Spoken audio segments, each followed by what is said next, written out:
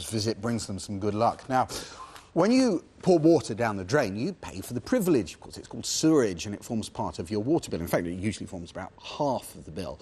So, if you use water but actually don't send it into the sewer, then you shouldn't have to pay for sewerage, which means that many of you could be spending money on sewerage which you don't need to. How many times can I mispronounce sewerage? I don't seem to be able to say that word. Anyway, all this has been raised by Steve Cunningham from Essex, who built a pond, sewerage. Simon's been to see him. This is the pond which has been causing all the trouble. It's been dug recently out of the Essex clay, and it's now quite an expanse of water filled with more than 4,000 fish, a lot of carp, some of them 30 pounds in weight. And when it started off, it had to be filled with 638 cubic metres of water from the mains. That was fine.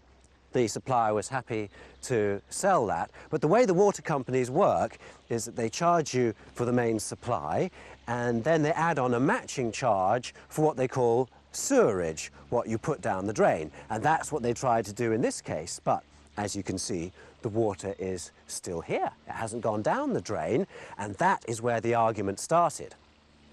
The pond maker was Steve Cunningham, a builder, who still has room in his garden, despite the pond, for hens, several garden buildings and a swimming pool. As well as money, he thought there was a principle at stake. The justice in this, as far as I can see, if it goes down the drain, it's classed as sewage. They have to replenish it. We haven't got a problem with that, and we pay for it. The argument here is I've still got the water. They threaten me in court continuously. It doesn't matter how many phone calls I made. They wasn't interested in talking to me. They just said, if you don't pay, we'll go county court. And, you know, this is one pond among, you know, many in the United Kingdom. Do you have the impression that this is happening elsewhere? Well, yeah, it doesn't necessarily have to be a pond. I've had a similar sort of reaction with the swimming pool. I filled the swimming pool, cost me £23. This was some years ago. They then came back to me for the sewage on the pool. After I eventually explained to them that the water in the swimming pool was emptied down the ditch, not to return to the sewer. I eventually, after a lot of haggling, got £64 back. The bill for Steve's pond worked out like this. The water cost him £511, supplied by Essex and Suffolk Water. Then Anglian Water, in charge of sewerage for the area, sent a bill for £638, assuming the water had gone down the drain. So Steve refused to pay.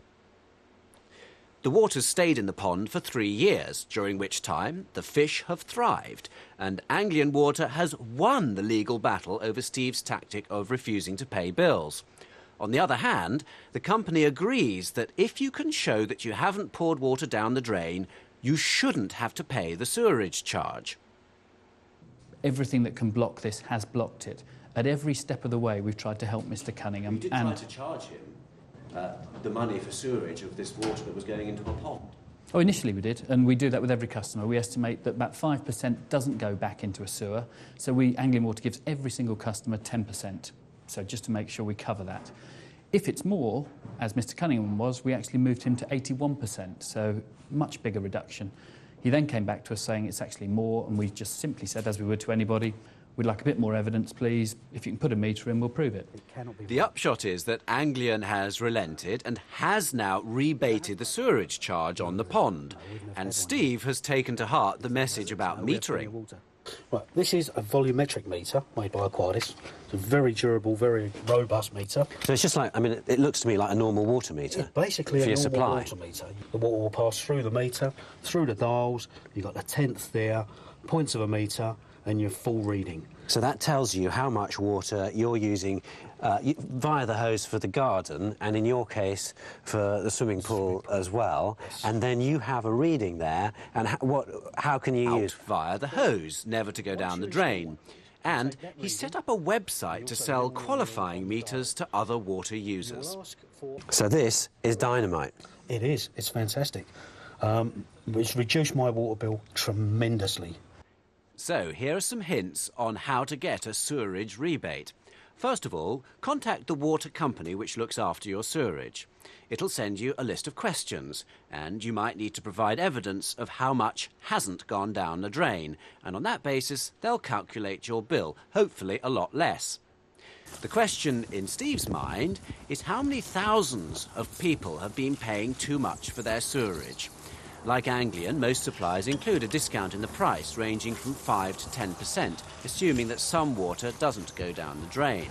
But the water regulator Ofwat told us today that companies may need to do more to make customers aware of the availability of the adjustments they can get made to their bills.